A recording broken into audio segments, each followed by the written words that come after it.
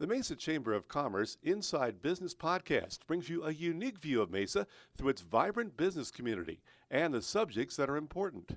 The podcast is produced in the Mesa Chamber of Commerce Media Studio. Our podcast is hosted by Mesa Chamber of Commerce CEO Sally Harrison.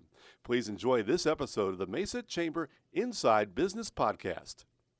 Hello, everybody. This is Jeff Baer from Baer Media Group, and this morning I am so happy to be here on behalf of the Mesa Chamber of Commerce Mental Health Subcommittee.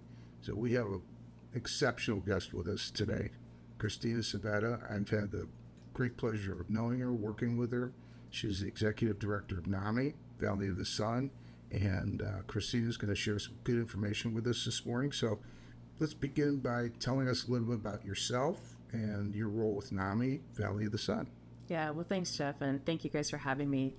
So I'm Kristina. I'm the Executive Director for the National Alliance of Mental Illness Valley of the Sun chapter.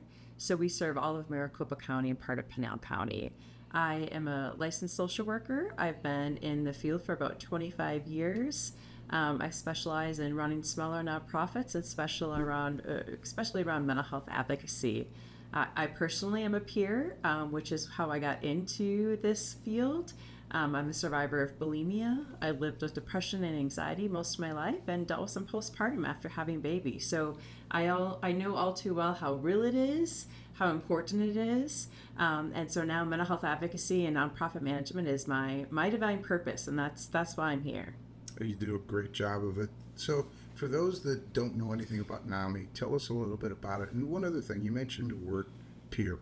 And to some of our listeners, they may not be familiar with what that means in the mental health community. So if you don't mind, go back to that and then also tell us about NAMI. Great question. So a peer is someone with lived experience. So an individual who has a mental health experience or substance abuse experience, we identify as peers, meaning then we can relate to each other and understand because we understand what others are going through. So a peer is really someone with a lived experience. So either as an individual with a mental health condition or substance abuse issue and or a family member could also be considered a peer as they're a peer to other family members. So NAMI, as I mentioned, we're National Alliance of Mental Illness. We are a national organization. We have about 700 affiliates throughout the country. We're the largest grassroots mental health organization. We were founded by family members in Madison, Wisconsin, sitting around the kitchen table, talking about the need for mental health support for their loved one. And it has now grown, as I mentioned, 700 affiliates throughout the country.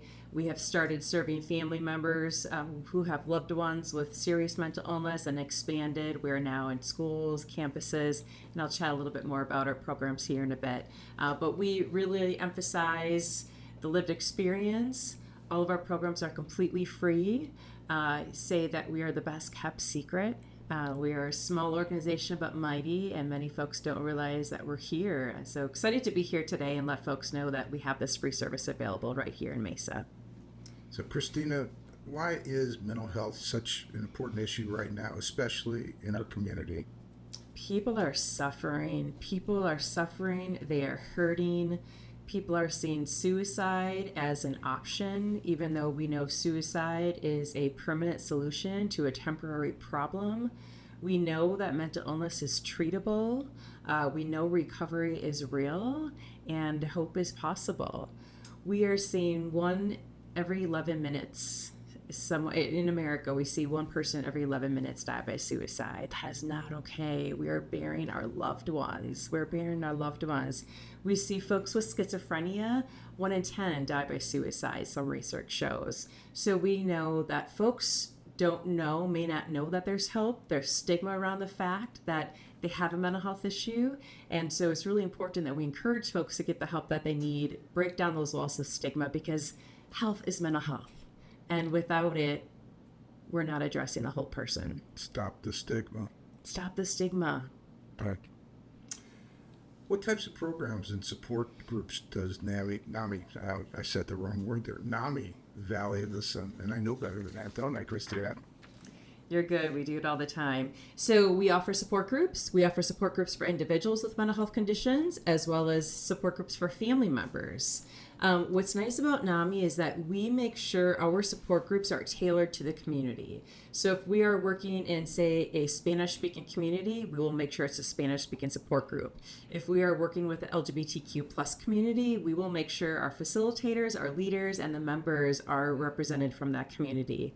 Not only support groups, we have educational programs. We have our flagship program, NAMI Family to Family, which is specifically for family members who have a loved one. We have NAMI Peer-to-Peer. That's for individuals with mental health conditions, can go through that class, very intense class, with others who are experiencing the same thing. We have NAMI Basics for parents who have just learned that their child may have a mental health diagnosis. We have NAMI Ending the Silence, which is in our middle schools and our high schools. And I think we had a great conversation about ending the silence last year during this time. But that's an evidence-based program in middle schools and high schools talking about mental health and the importance of knowing when you need to reach out for help. We have a NAMI provider class for healthcare workers. We have a faith net group for folks that find faith to be an important piece of their recovery. We have groups for veterans and family members. So we really, as I mentioned earlier, Jeff, we really focus on what is the need of that community. Let's use the evidence-based programs that we have. Let's incorporate them into the community and help meet that need. We also have community conversations, especially for our BIPOC communities. We have Compartiendo Esperanza, where we meet with the Hispanic community and have it in Spanish and teach them and help them understand that mental health may or may not be impacting their community. And their goal is to put together a mental fitness plan with the goal of then breaking down those walls of stigma, starting to have the conversation and get folks connected. Can you give us an example of how one of the NAMI programs made a difference in someone's lives? Yeah, absolutely. So not that long ago, I was on air on the radio and I had shared my personal experience of living with a mental health condition and sharing also that bulimia had almost taken my life. And shortly after that, I got a message through our social media from a young man who had 2 children at home and was considering taking his life that night. He heard my story and said he's got hope. He's got hope. And knowing that we know each other fairly well, and I gave him the hope to keep going. And this was a few months ago, and he's still alive, and he's contributing to his family. We had another young man who reached out and said he's been suffering in silence for years. And it just so happened that we have our newest men's support group, which we started about 6 months ago.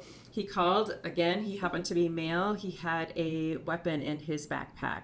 And he participated in our men's support group that night, and he has been back to every group ever since and has brought other male friends along with him. So we know we're saving lives every day, but these are 2 situations where we saw firsthand. We also hear from a lot of family members. Like, this is a tough space to be in as a family member. You have an individual with serious mental illness. You may have to court order them into treatment. There's a lot of guilt with that. There's a lot of shame with that. It's a tough position for these families to be in.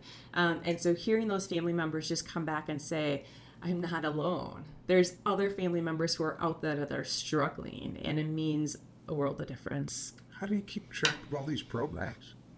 You just told us about 10 or 15 different programs. How can you manage all that? We manage it through our program coordinators as well as staffs and our volunteers. That's the really amazing thing about NAMI, is that most of our programs are facilitated by volunteers. So individuals like myself or family members who have gone through our programs have benefited from it and now say, hey, you know what? I've got so much out of this program, now I want to give back. And then they become trained facilitators and lead both our classes and support groups. So managing, and the other thing I'll say about managing the programs is really assessing where we're at. Say, for example, our NAMI on campuses that we have at the universities. That universities is going to determine what's needed and what's necessary on their campus based on what the needs of the student body are at that time. So managing the program, we rely on our program coordinators. We have our volunteer coordinators, our volunteer who the heart and soul of the organization, and then really doing a good job of assessing the community and seeing where the gaps are and where we can help. So in today's business world, how can business leaders and employers do their job and really care about mental illness and show their employees that there is a path to a better life. What roles can they play? Yeah, absolutely. I think we need to think about health. It's not just mental health. We know stress, burnout, all impacts our health. If we are not healthy in the workplace, our staff are going to struggle, our culture is going to struggle, and at the end of the day, the business is going to struggle. We see millions of dollars lost because of productivity. These are individuals who are coming to work, who are dealing with depression, and cannot focus. So what can we do to change the culture within our workplace? It doesn't mean that we need to necessarily bring in therapists and social workers. Well, that will be ideal, but there's still things that we can do.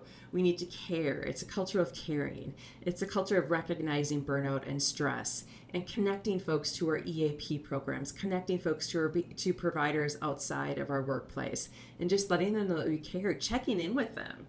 Right? Just as you would do with someone who may be in a wheelchair, you might alter their desk so that chair can fit underneath the desk. You're going to do the same thing with someone who has a mental health issue. You can make those accommodations and make sure that they feel loyal.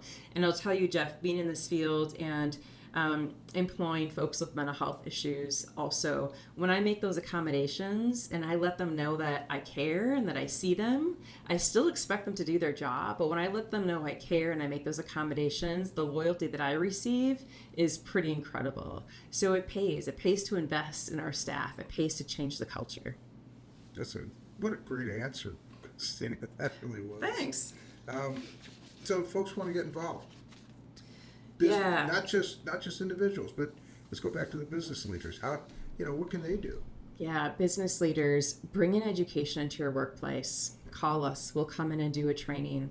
We'll come in and do training around stress, workplace culture, what kind of accommodations could be made. Volunteer, give back.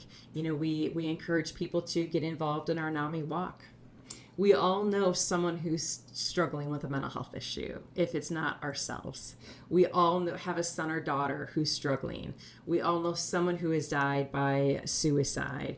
We know that this is common and real. So the more we talk about it, the more we engage on this topic, the more we get involved, the more businesses can get involved. It's huge. Not only showing this is a great, safe place to work, we care about the culture, but now we're also going to give back. We see a lot of our millennials who are in the workforce, they want to give back. They want to get involved in a bigger cause. They want to get involved in the community. So folks can call us. They can have that lived experience. They can run some of our support groups or some of our educational classes. If they don't, and they really see the need around mental health and want to get involved, they can help us out with fundraising. They can help us out with event management.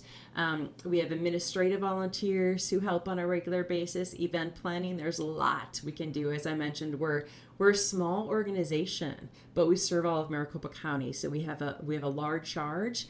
And the more people we have, the more boots on the ground, the more people we have helping us out, the more people we can serve, and the more lives we can save. So there's a place for everyone. There's a place for everyone. Absolutely. Do you have a message you'd like to leave with our listeners today? I think the one message I would leave listeners with today is that if you are hearing this and you are struggling, you are not alone. We have all been in that dark place before. Mental illness is real. They are treatable, and recovery is possible. Please reach out to a trusted friend or adult for support. Let them know, share with them what you might be struggling with. Reach out for support, whether it's therapy, medication, whether it's yoga. There's so many different options that can help us with not only our mental illness, but our levels of stress, levels of burnout. And the last thing I would say is if you're in the helping field and you're already listening, like, well, I know everything about this. I think one lesson that I've learned over the years is that we need to put our mask on first. We need to take care of ourselves before we can take care of others. So do what you can to take care of yourself in order for you to take care of others. It's the old, if you're on an airplane and that mask comes down, put it on before you take care of anybody else. I always said with my little ones on the plane, I would never do that, and now I get it. Yeah. Now I get it. I can't help unless I put my mask on first. That's right. What gives you hope right now in the mental health field? I have hope knowing that people see and understand a little bit more about mental illness than they did before. They're starting to see and understand that mental illness is real. They're starting to see and understand that just like diabetes, if I have diabetes, I might take a look at, watch the food I'm eating, I might take some insulin. Same difference or same concept with mental illness. I'm going to get treatment. I'm going to do what I can to take care of it. It also gives me encouragement that folks are talking about it more, especially with youth, especially through social media. But now we need to act. Now as a society, as a community, we need to respond to what folks are saying, and we need to make sure we are able to meet the needs wherever they may be. You are a tremendous advocate for mental health awareness and for dealing with all kinds of issues, mental health related. You serve NAMI beautifully, and I can't thank you enough for being with us today. Anything else you want to add? You know, I did have one other question though. Yeah. What number wise, how many folks do you think you serve a year? This last year, directly, we served about 21,000, and overall, our reach was about 100,000. That's just incredible. Good work. Thank you. Thank you, Kristina. It's been a great pleasure being with you this morning. Thank you, Jeff. Appreciate it.